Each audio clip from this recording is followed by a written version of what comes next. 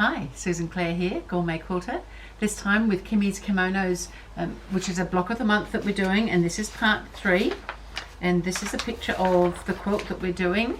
If you haven't seen it, maybe you've seen it already, maybe you're already making it.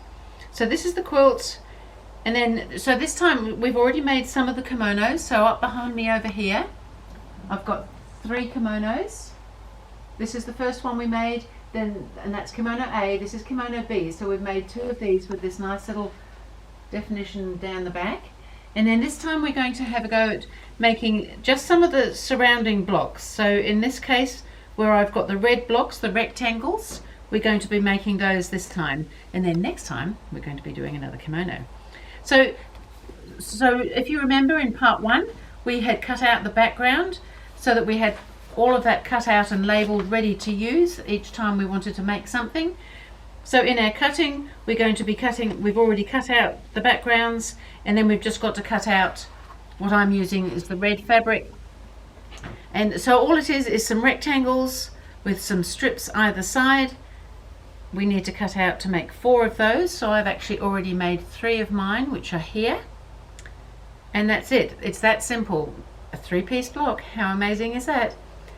In that size. And then we need to make the same thing but smaller, and the sizes are all in the pattern, so we've got to make them like that, but these smaller ones have an extra piece on them. So 2 of the 4 of them will have an extra piece of border along the top, and 2 of them will have it along the bottom.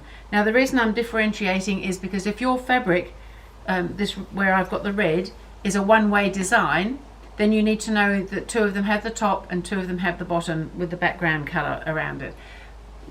Mine isn't either way, so it actually wouldn't matter, it's an all-over design, but some fabrics have a one-way design and you want them the right way up. So just keep an eye on that in your notes. And so I've just got to go ahead now, finish off this block to do my 4th one of these, and so it's 4 of these and 4 of these, 2 that way and 2 that way.